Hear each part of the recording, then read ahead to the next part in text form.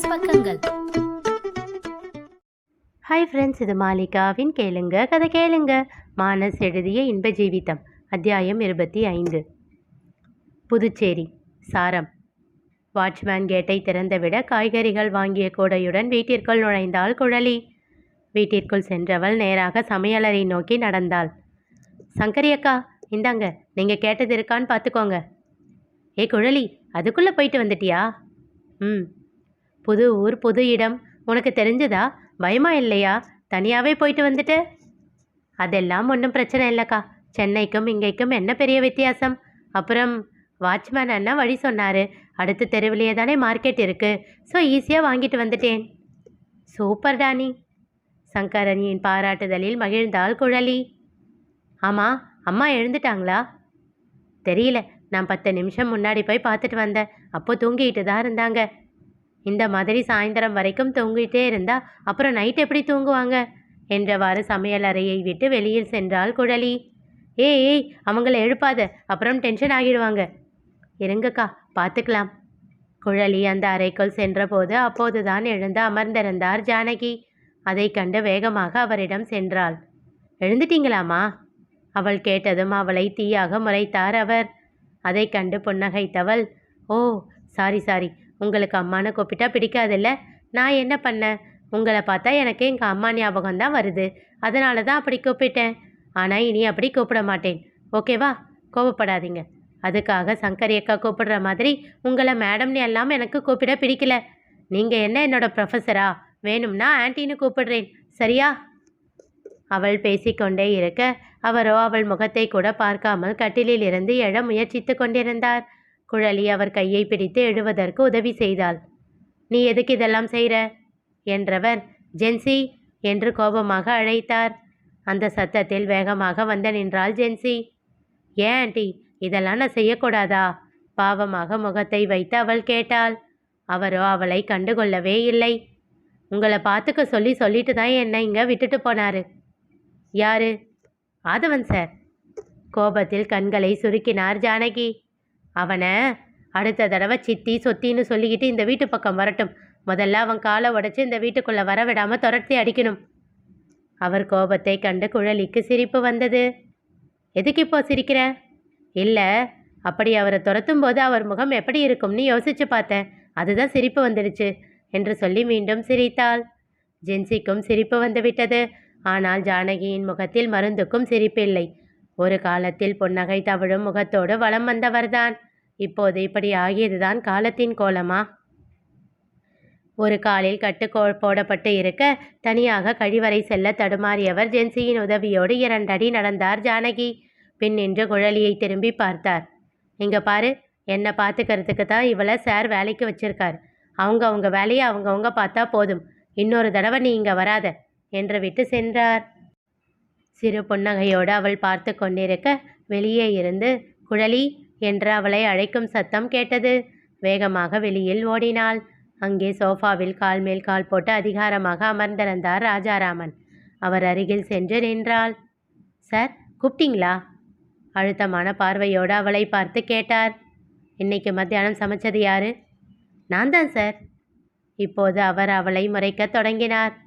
ஏன் சார், நல்லா இல்லையா? இல்லையே, நானும் அதே தானே சாப்பிட்டேன், நல்லா இருந்துச்சே. ஷட்டப் என்றார் கோபமாக. அதில் திகைத்து ஒரு அடி பின்னே நகர்ந்தாள் குழலி. இதோ பாரு, ஆதவன் உன்னை இங்கே கொண்டு வந்து விடும்போது என்கிட்ட என்ன சொல்லிட்டு போனான்? உனக்கு தங்க பாதுகாப்பான ஒரு இடம் வேணும், நீ தொடர்ந்து படிக்கிறதுக்கு ஹெல்ப் பண்ணணும் அப்படின்னு சொன்னானா? இல்லை எங்கள் வீட்டில் வேலை செய்கிறதுக்கு ஆள் இல்லைன்னு உன்னை இங்கே விட்டுட்டு போனானா? அப்படியெல்லாம் இல்லை சார் என்றாள் மெல்லிய குரலில். இங்கே வாட்ச்மேன் வேலை பார்க்குறதுக்கு, தோட்ட வேலை செய்கிறதுக்கு, சமையல் செய்கிறதுக்கு, வீட்டு வேலை செய்கிறதுக்கு, ஜானகியை பார்த்துக்கிறதுக்கு, இப்படி எல்லாத்துக்கும் தனித்தனியாக ஆளுங்க இருக்காங்க, புரியுதா? அவங்கவுங்க வேலையை அவங்கவுங்க பார்ப்பாங்க. நீ எதிலையும் மூக்க நுழைக்காத. சாரி சார் என்றால் தலையை குனிந்தபடி. இங்கே நிமிர்ந்த என்ன பாரு. அவருடைய அதட்டலான குரலில் நிமிர்ந்து அவர் முகத்தை பார்த்தாள். ஆதவன் உன்னை என்ன காரணத்துக்காக வேணும்னாலும் இங்கே விட்டுட்டு போயிருக்கலாம். ஆனால் நான் உன்னை வீட்டுக்குள்ளே விட்டதுக்கு ஒரே ஒரு காரணம்தான் இருக்குது. அவள் என்ன என்பதை போல் பார்த்தாள். நீ ஜானகி கிட்ட பழகி அவளை பழைய மாதிரி மாற்றணும். அதுக்காக அவளோட வேலைகளை செய்ய சொல்லலை. அதெல்லாம் ஜென்சி பார்த்துக்குவா. அவகிட்ட பாசமாக பக்குவமாக பேசி அவள் மனசை மாற்றணும். உன்னால் முடியுமா? ட்ரை பண்ணுறேன் சார். ஆனால் ஆன்ட்டி என்னை பார்த்தாலே கோவப்படுறாங்களே என்றாள் சோகமாக. புருவம் சுருக்கி அவளை பார்த்தவர், ஆன்ட்டியா என்று விட்டு சின்னதாக சிரித்தார். உன்னையும் அம்மானு கூப்பிடக்கூடாதுன்னு சொல்லிட்டாளா? என்று வருத்தத்தோடு மேலும் கீழும் தலையை அசைத்தாள். சரி விடு, அவளுக்கு அவள் பொண்ணு மட்டும்தான் அப்படி கூப்பிடணும். சார், உங்கள் பொண்ணு எங்க? அவர் முகம் இறுக்கமாக மாறியது. அவள் இப்போ உயிரோட இல்லை என்றார். ஓ, ஐம் சாரி சார் என்றாள் குழலி. சரி விடு, நீ போ. அவள் திரும்பி செல்ல போக, குழலி இரு, ஒரு நிமிஷம், மறந்துட்டேன் பாரு என்றவர் அவர் முன்னே இருந்த சிறிய டேபிளின் மேல் இருந்த பையை எடுத்து அதிலிருந்து சில காகிதங்களை எடுத்து அவளிடம் கொடுத்தார். என்ன சார் இது? ஆதவன் தான் இதை வாங்கிட்டு வந்து கொடுத்தான். நீ ஏதோ பரதநாட்டியம் கற்றுக்கிட்டு இருக்கியாமே, ஆனால் முழுசாக முடிக்கலையாமே. இங்கே பக்கத்தில் நாட்டியாலயான்னு ஒரு டான்ஸ் ஸ்கூல் இருக்குது. அங்கே சேர்ந்து கற்றுக்கிறதுக்காக அப்ளிகேஷன் ஃபார்ம் வாங்கிட்டு வந்திருக்கான். கூட ஒரு பேம்ப்ளெட் இருக்குது பாரு, அதுலேயே டீட்டெயில்ஸ் எல்லாம் இருக்குது. ஃபோன் நம்பரும் இருக்குது. ஃபோன் பண்ணி விவரம் கேட்டுக்க சொன்னான். எல்லாம் ரெடி பண்ணிவிட்டு ஃபோன் பண்ணி சொல்ல சொன்னான். அவன் வந்து உன்னை கூட்டிகிட்டு போய் சேர்த்து விடுறானாம். திகைப்பாக பார்த்தாள் குழலி. எதுக்கு அப்படி பார்க்குற? இல்லை சார், உண்மையிலேயே இதெல்லாம் என் வாழ்க்கையில் தான் நடக்குதான்ற ஷாக்கில் இருக்கேன் என்று சொல்லி புன்னகைத்தாள். உறக்க சிரித்தார் ராஜாராமன். மான் போன்ற உற்சாக துள்ளலோடு பின்பக்கம் தனக்கென ஒதுக்கப்பட்டிருந்த அறையை நோக்கி ஓடினாள் குழலி. அங்கே சென்று அமர்ந்து ஆதவன் கொடுத்து விட்டிருந்த பேப்பரில் இருந்த விவரங்களை எல்லாம் பார்த்தாள். அவள் உள்ளத்தில் உற்சாகம் பொங்கி வழிந்தது. அப்போது அவளுடைய செல்போன் ஒலித்தது. எடுத்து பார்த்தாள். இன்னும் மகிழ்ச்சி கூடி போக அவசரமாக அதனை எடுத்து, ஹலோ மாமி, எப்படி இருக்கீங்க என்றாள் உற்சாகமாக. நான் நல்லா இருக்கேன், நீ எப்படி இருக்க என்றார் கற்பகம்.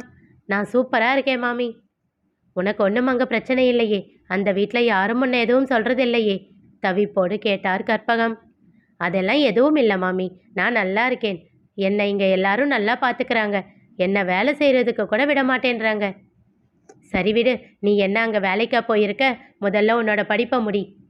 சரி மாமி என்றவள் ஆதவன் நாட்டியம் கற்றுக்கொள்ள எடுத்திருக்கும் முயற்சியை பற்றியும் கூறினாள்.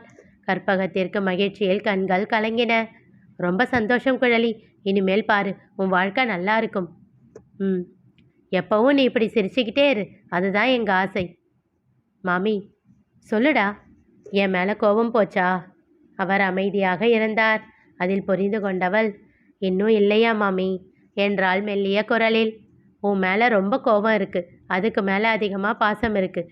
அதனால தான் உன்கிட்ட கோபத்தை காட்ட முடியல. மாமி, மாறன் என்று அவள் சொல்ல தொடங்கும் போதே அதனை நிறுத்தினார் கற்பகம். இங்கே பாரு குழலி, நான் உன்கிட்ட எத்தனை தடவை சொல்லி அனுப்பினேன், கொஞ்ச நாளைக்கு அவனை பற்றி யோசிக்கக்கூடாதுன்னு சொன்னேனா இல்லையா? அதுக்கு இல்லை மாமி. குழலி அதட்டினார் அவர். அதில் அமைதியானாள் அவள். உங்கள் அப்பா இறந்ததுக்கு அப்புறமும் உங்கள் அம்மா தன்மானத்தோடு வாழ்ந்து உன்னையும் உன் தங்கச்சியும் எப்படி பார்த்துக்கிட்டா? அதுக்கான தைரியம் அவளுக்கு எப்படி இருந்துச்சு? தன்னோட சொந்த காலில் அவன் நின்னா. படிப்பு இருந்தது, ஒரு ப்ரொஃபஷனும் இருந்தது. அதை வச்சு அவள் சமாளிச்சா. இப்போ உன்கிட்ட என்ன இருக்குது சொல்லு? ஏதோ நிலை இல்லாத சினிமா வேலையிலேயே உன்னோட வாழ்க்கை முடிஞ்சிடும்னு நினைக்கிறியா? முதல்ல படிப்பை முடிக்கிற வழியை பாரு. அப்புறம் அந்த ஆதவன் தம்பி சொல்கிற மாதிரி பரதநாட்டியம் முழுசாக கற்றுக்கோ. உன் அம்மாவோட ரத்தம் தானே உனக்கும். அவளோட திறமை உனக்கு கொஞ்சம் கூட இல்லாமலையா போகும்? எவ்வளவு சீக்கிரம் முடியுமோ அவ்வளவு சீக்கிரம் கற்றுக்கோ. மற்றதெல்லாம் அப்புறம் பார்த்துக்கலாம், சரியா? அழுத்தமாக வந்த அவர் வார்த்தைகளை மீறி எதுவும் பேச முடியாமல் அமைதியாக சரி என்றாள் குழலி. இன்னும் சில பல அறிவுரைகளை வழங்கிவிட்டு அழைப்பை துண்டித்தார் கற்பகம். தன் செல்போனின் மாறனோடு எடுத்துக்கொண்ட புகைப்படத்தை பார்த்து கொண்டிருந்தாள் குழலி. மாறா, எப்படி இருக்க? என் மேலே இன்னும் கோபமாக இருக்கியா? நான் உன்னோட நல்லதுக்காகத்தான் பண்ணேன். ஒரு நாள் நீயும் அதை புரிஞ்சுக்குவ. மனதிற்குள் அவனோடு பேசி கொண்டிருந்தவளின் விழிகள் கலங்கிட அவசரமாக தன் கண்ணீரை அடக்கினாள் குழலி. இனி நிகழப்போவது என்ன தெரிந்து கொள்ள தொடர்ந்து கேளுங்க, கதை கேளுங்க. மீண்டும் சந்திப்போம்.